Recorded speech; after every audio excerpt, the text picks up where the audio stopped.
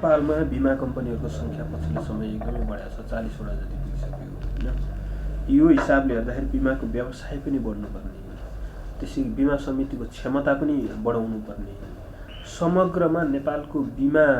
व्यवसायको अवस्था चाहिँ कस्तो छ अहिले तपाईँ रेगुलेटरी बडीको चिफ भएको हिसाबले? हामीसँग अहिले चाहिँ जीवन बिमा अथवा जीवनको मात्र मान्छेको मात्र बिमा गर्ने 19वटा कम्पनी अनि सम्पत्तिको मात्र जो निर्जीवन बिमा भन्छौँ हामी त्यो चाहिँ 20वटा कम्पनी र एउटा बिमा कम्पनीहरूले चाहिँ गरेको बिमाको पनि पुनर्बिमा गर्ने, त्यो चाहिँ डाइरेक्ट जनतामा जाँदैन, बिमा कम्पनीमा गएर उनीहरूको बिमालाई फेरि बिमा गरिदिन्छ। त्यो एउटा कम्पनी गरेर चाहिँ हामीसँग 40वटा कम्पनी छन् र यो 40वटा कम्पनी जुन बिमा क्षेत्रमा आइसकेपछि पछिल्लो चरणमा बिमाको चाहिँ वृद्धि दर चाहिँ एकदमै राम्रो हुँदै गइरहेको छ। हामी 2-3 वर्ष अगाडि चाहिँ नेपाली बिमा बजारमा अथवा बिमा क्षेत्रमा जम्मा बिमाको दायरा 5% नेपालीमा थियो भने आज 2075 साल मङ्सिरसम्म आइपुग्दा हामी चाहिँ बिमाको दायरा 22% नेपालीमा पुगेको छ। यो दायरा बढ्नुमा चाहिँ कारण खास कारणहरू के दायरा बढ्नुमा चाहिँ एउटा निश्चय पनि तपाईँले भनेको सङ्ख्यात्मक वृद्धि पनि हो र अर्को हामीले 2 वर्ष अगाडि चाहिँ 3 वर्ष अगाडि सबै कम्पनीहरूको पुँजी पनि 4 गुणाले वृद्धि गरेका थियौँ, जसले गर्दाखेरि प्रमुख कार्यकारी अधिकृत लगायत सम्पूर्ण कर्मचारीहरूमा एउटा उनीहरूको जुन रिटर्न अन इन्भेस्टमेन्ट भन्छ त्यो ROI रेट चाहिँ कायम गर्नको लागि बिजनेस गर्नुपर्ने भएको हुनाले प्रतिस्पर्धात्मक क्षमता नि बढ्यो एउटा र अर्को चाहिँ ग्रामीण क्षेत्रसम्म सबै ठाउँमा चाहिँ बिमाको बजार खाली थियो। त्यो खालीमा जाँदाखेरि चाहिँ एकैचोटि झ्याप्पै चाहिँ 5बाट हामी चाहिँ 22%मा पुगेका छौँ र चाहिँ अझ वैदेशिक रोजगार हाम्रो अहिलेको नियमअनुसार चाहिँ वैदेशिक रोजगारीमा जाने प्रत्येक नेपालीले म्यादी बिमा नगरिकन चाहिँ श्रम स्वीकृति पाउँदैन, त्यो समेत थप्दाखेरि हामी चाहिँ 27% नेपालीमा बिमा पुगेको छ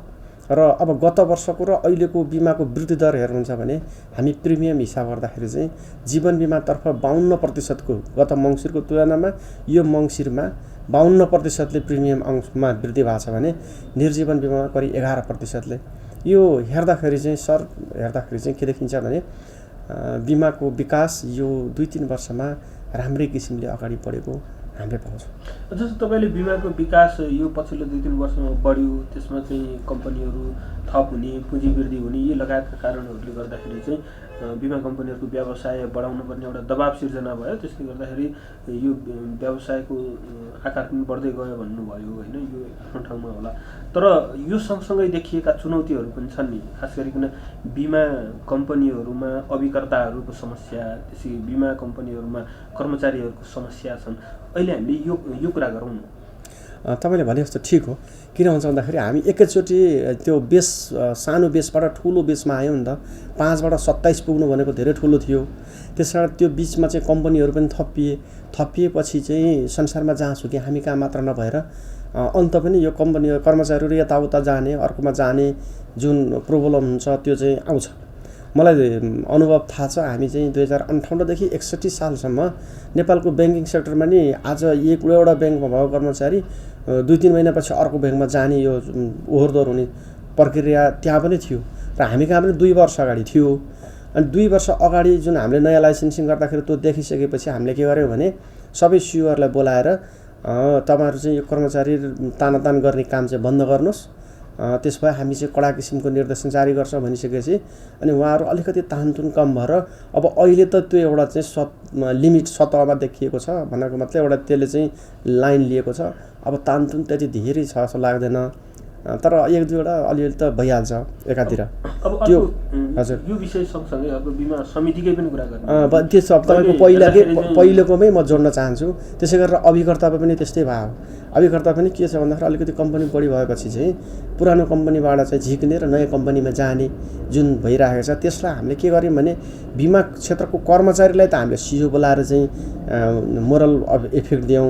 अब उसको लागि चाहिँ अभिकर्ताको लागि हामीले नयाँ ऐनको मस्यौदा बनाएर एउटा बिमा कम्पनीको अभिकर्ताले अर्को बिमा कम्पनीमा जान नपाउने अथवा एउटै बिमा कम्पनी मात्र हुनुपर्ने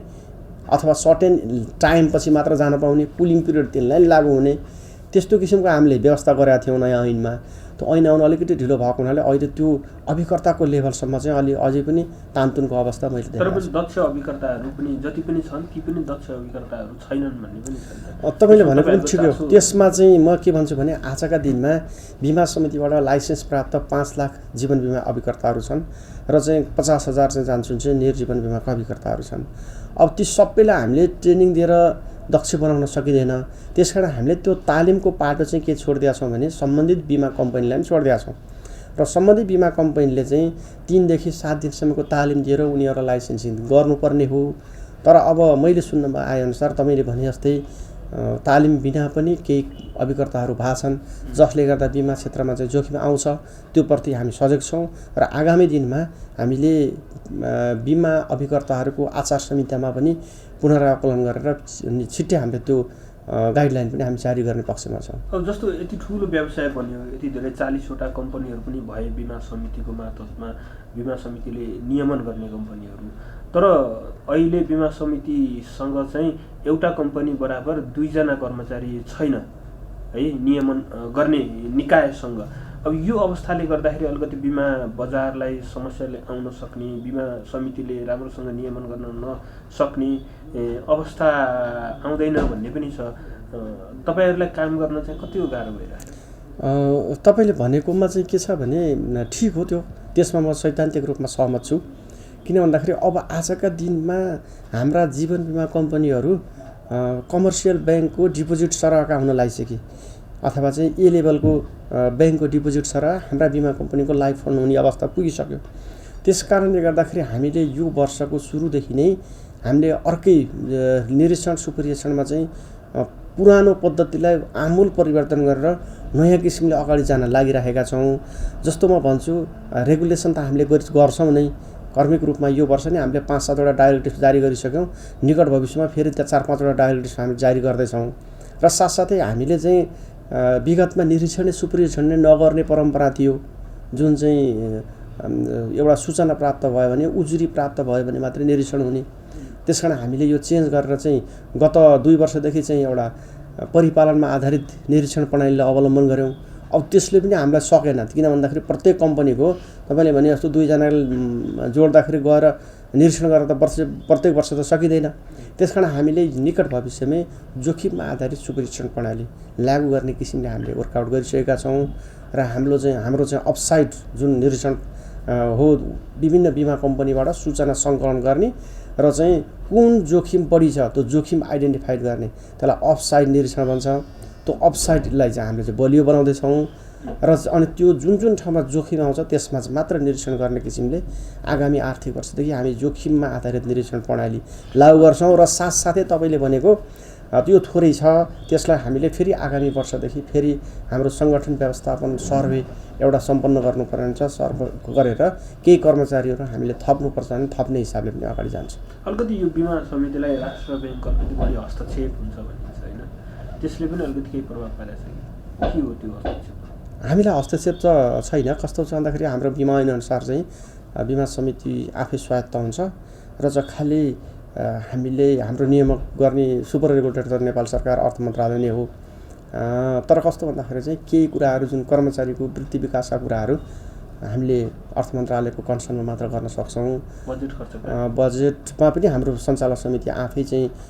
स्वतन्त्र हुन्छ र त यद्यपि के हो भने सञ्चालक समितिमा अर्थ मन्त्रालयको प्रतिनिधित्व हुन्छ। सरकारी हामी सबै 5 जनाको सञ्चालक समिति सबै सरकारी हुन्छ, त्यसकारण सरकारी नीति नियम अनुसार हामी अगाडि जानुपर्ने हुन्छ। त्यसमा समाजसेवा गर्ने हो, त्यति धेरै हस्तक्षेपको अनुभव त मैले पनि गरेको छैन। अब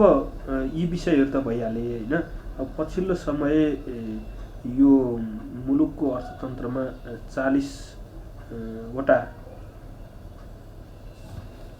जस्तो यो अर्को एउटा विषय छ, अघि पनि मैले कुरा गर्न सकिनँ होइन। जुन मुलुकको अर्थतन्त्रमा अहिले पनि बैङ्किङ प्रणालीमा कारोबार भएको भनेको 40% अझै पनि बैङ्किङ प्रणालीमा कारोबार हुन सकेका छैन भनिन्छ होइन। बिमा क्षेत्रमा पनि तपाईँले 27% हामी चाहिँ पहुँच पुर्यायौँ भनिन्छ। भनेपछि ब्याङ्किङ क्षेत्रमा अझै पनि कारोबार हुन नसकेको जुन इकोनोमी छ त्यसलाई चाहिँ बिमा क्षेत्रले कभर गर्नको लागि केही पोलिसीहरू निर्माण गर्न सक्ने अवस्थाहरू छ जुन ग्रामीण क्षेत्र एकदमै ग्रामीण क्षेत्र भनिन्छ नि जहाँ ब्याङ्क पनि पुग्न सकेका छैन त्यहाँ पनि कारोबार हुन्छ ब्याङ्क पुगेको ठाउँमा पनि ब्याङ्कमा त्यहाँ पनि बाटो नभइकन पनि कारोबार हुन्छ त्यस्ता ठाउँहरूमा बिमा पुगेर बिमा गराउन सक्ने यो ब्याङ्कभन्दा त फरक हो नि त यसको कार्यक्षेत्र फरक हो प्रकृति फरक हो सबै कुरा फरक हो होइन त्यहाँ गएर काम गर्न सक्ने अवस्थामा नेपालको बिमा कम्पनीहरू छन् कि छैनन् बिमा समितिले त्यहाँ गएर काम गर्न निर्देशन दिन सक्छ कि सक्दैन के छ त्यो तपाईँको कस्तो छ भन्दाखेरि चाहिँ बिमा भन्दा बित्तिकै हामीले केही न केही अंशमा चाहिँ दर बिमा शुल्क चाहिँ हामीले तिर्नुपर्छ क्या बिमा शुल्क नगरिकन बिमा चाहिँ फोकटमा चाहिँ हुँदैन सित्तेमा चाहिँ बिमा चाहिँ हुँदैन त्यसकारण बिमा संसारमा जहाँसुकै के हो भने पहिला सरकार आर्थिक क्रियाकलाप फर्स्टमा चाहिँ इकोनोमिक एक्टिभिटी डेभलप हुनु पर्यो त्यसको लागि चाहिँ सरकार इन्फ्रास्ट्रक्चरमा लगानी गर्छ सरकार अगाडि जान्छ त्यसपछि अनि दोस्रो चरणमा चाहिँ ब्याङ्कहरू जान्छन् अनि ब्याङ्कहरू गइसकेपछि ब्याङ्कको पछि लाएर हामी चाहिँ अगाडि बिमा समय कम्पनीहरू कहिले पनि कहीँ पनि जान सक्दैन अनि ब्याङ्कको पछाडि लाएर चाहिँ बिमा कम्पनीहरू जान्छन् र यसरी के हुन्छ भन्दा देशैभर चाहिँ यो चाहिँ इकोनोमिक एक्टिभिटी ब्याङ्क बिमा सँगसँगै जाने हो त्यसकारण चाहिँ तपाईँले भने जस्तै चाहिँ जहाँ सरकारले पूर्वाधारको क्षेत्रमा लगानी गरेको छ त्यहाँ ब्याङ्कहरू गएका छन् जसले गर्दा आजको दिनमा चाहिँ वित्तीय पहुँच चाहिँ 60% भएको छ भनेर चाहिँ राष्ट्र ब्याङ्कले चाहिँ प्रकाशित गरेका छ र हामीले के छ भन्दाखेरि चाहिँ हामी 5% थियौँ 3 वर्ष अगाडि आज हामी 27%मा पुग्यौँ हामी चाहिँ त्यो ब्याङ्किङ सेक्टरलाई चाहिँ पिछा गर्न चाहिँ दौडिराखेका छौँ यो दौडिने क्रममा हामीले पछिल्लो पटक के भने यो शाखारहित घुम्ती बिमा सेवा भनेर चाहिँ सबै बिमा कम्पनीलाई मार्गदर्शन गरिसकेका छौँ र यसको सुरुवात मैले चाहिँ जनकपुरको लक्ष्मीनिया गाउँपालिकाबाट सुरु गरेको हो र चाहिँ पछिल्लो चरणमा सबै बिमा कम्पनीले आफ्ना किसिमले लगाइराख्नु भएको छ यो के हो त भन्दाखेरि चाहिँ बिमालाई दूरदराज अथवा चाहिँ ग्रामीण स्तरसम्म पुर्याउनको लागि बिमा समितिले पछिल्लो क्रममा अवलम्बन गरेको हो अब सैद्धान्तिक पक्ष भन्नुहुन्छ भने त पहिला सरकारको आर्थिक क्रियाकलाप अनि ब्याङ्क अनि अलिकति बाधक देखिने त ब्याङ्कहरू नै बाधक देखिएलान् पछिल्लो समय ब्याङ्कहरूले आफै पनि बिमाका पोलिसी जस्ता के भन्छ इन्स्ट्रुमेन्टहरू चाहिँ फालिराखेको देखिन्छ होइन त्यसमा चाहिँ के हो भने सिद्धान्तमा उहाँहरू चाहिँ होइन मैले के भन्छु भने सिद्धान्तमा उहाँहरूले जति बिक्री गर्नुभएको छ नि त्यो बिमाका पोलिसी हाम्रा बिमा कम्पनीका पोलिसी हुन् खालि उहाँहरूले प्रचार के गरिदिनु भयो भने मै नै ब्याङ्क हो र मै नै बिमा हुँ भनेर प्रचार जुन गरिदिनु भयो नि त्यो प्रचारले गर्दा गलत सिर्जना भएको हो र चाहिँ अर्को के हो भन्दाखेरि चाहिँ तपाईँको चाहिँ मैले उदाहरण दिन चाहन्छु जस्तो चाहिँ अन्डरराइटिङ तपाईँले अघि नै भन्नुभयो नि के भन्दाखेरि चाहिँ एकजना मान्छे बिमा भनेको के हो भन्दाखेरि पछि भविष्यमा दुर्घटना हुन्छ अथवा भविष्यमा रोग लाग्छ भनेर पहिला बिमा गर्ने हो क्या तर के भन्दाखेरि भविष्यको सुनिश्चितको लागि चाहिँ अब रोग लागिसक्यो सपोज माइन लिनुहोस् अनि हाम्रो बिमा कम्पनीमा आयो भने डक्टरी रिपोर्ट चाहिन्छ रोग लागेपछि बिमा हुँदैन अनि ब्याङ्कमा गएर खाता खोल्दा बित्तिकै चाहिँ बिमा हुन्छ त त्यसकारण हामीले केही त्यसलाई चाहिँ हामीले रेगुलेसनको दायरामा चाहिँ ल्याएको हो हामीले ब्याङ्क इन्सुरेन्स भनेको त्यो ब्याङ्कहरूले जुन भन्नुभएको छ नि त्यसलाई चाहिँ बन्दै गरेको होइन अहिले हामीले रेगुलेसन गर्ने क्रममा हामीले के दिएको छ भन्दाखेरि चाहिँ रु 10 लाखसम्मको घातक रोगको बिमा गर्न सक्नुहुन्छ ब्याङ्कहरूले हाम्रो बिमा कम्पनी मार्फत नै त्यो पोलिसी खरिद गर्ने हो रु 10 लाखसम्मको दुर्घटना बिमा गर्न सक्नुहुन्छ त्यो पनि चाहिँ त्यही मार्फत ब्याङ्कहरूले बिमा कम्पनीले हो र रु 1 लाखसम्मको चाहिँ औषधोपचार बिमा भनेर तीनटालाई हामीले बाटो खुला गरिएको छ अब यहाँनिर प्रोब्लम कहाँनिर थियो भने उहाँहरूले ब्याङ्कले आफ्ना खातावालालाई चाहिँ मैले यति लाखसम्मको दुर्घटना बिमा यति लाखसम्मको बिमा यहाँबाट भनिदिनु भयो तर त्यो खातावालालाई चाहिँ मैले के छ भन्ने थाहै छैन क्या मैले कहाँबाट कुन बिमा हो भन्ने थाहा छैन त्यसकारण हामीले के गरिदिएको छौँ त्यहाँ भित्र चाहिँ एउटा प्रस्ताव फारम पनि दिएको छ र प्रस्ताव फारम खातावालाले जुन खाता खोल्दाखेरि विभिन्न फारमहरू हुन्छ नि त्यो फारम भर्ने क्रममा चाहिँ एउटा बिमाको फारम पनि भर्नुहुन्छ उहाँले अनि बिमाको फारम भरिसकेपछि उहाँहरूलाई त्यो बिमा बापतको एउटा सर्टिफिकेट पनि पाउनुहुन्छ अब चाहिँ त्यो जनताले जो खातावाला छ उसले सर्टिफिकेट पाउँछ र त्यसमा युजर आइडी र चाहिँ पासवर्ड हुन्छ अथवा के हुन्छ र उसले चाहिँ कम्प्युटरमा गएर उसको ब्याङ्कको वेबसाइटमा हेरिसकेपछि अनि त्यहाँ युजर आइडी युज गरेर भित्र गइसकेपछि मैले यो खालको चाहिँ बिमा पाएछु 10 लाखसम्मको दुर्घटना यो भयो भने त्यसकारण हामीले त्यसलाई रेगुलेसनको दायराभित्र ल्याएको हो बन्द गरेको होइन र यो चाहिँ र फेरि बिमा उहाँहरूले अर्को के भनिदिनु भयो भने बिमा चाहिँ सित्तैमा हुन्छ ब्याङ्क खोलेपछि बिमा के अरे ब्याङ्कमा खाता खोलेपछि सित्तैमा हुन्छ भन्नुभयो नि सित्तैमा कहिले पनि हुँदैन मैले बारम्बार भन्छु सर्टेन प्रिमियम हुन्छ त्यो प्रिमियम उहाँहरूले चाहिँ ब्याङ्कले आफ्नो खातामा बाट चाहिँ कटाएर चाहिँ बिमा कम्पनीलाई दिने हो र त्यो बापतको पैसा उनीहरूले के गर्छ भने तपाईँको चाहिँ त्यो सर्टेन एमाउन्टसम्मको खाता खोल्यो भनेदेखि चाहिँ के अरे न्यूनतम ब्याज त यसरी न्यूनतम ब्यालेन्स तोक्छ नि त, जस्तो 50,000सम्मकोलाई मात्र दिएको हुन्छ। त्यसमा चाहिँ उसले त्यो लगानी गरेर पैसा लिने हो। त्यसकारण यस्तोलाई चाहिँ दुष्प्रचार भएकोलाई हामीले चाहिँ एउटा चाहिँ सिस्टमाइज गरेको मात्र।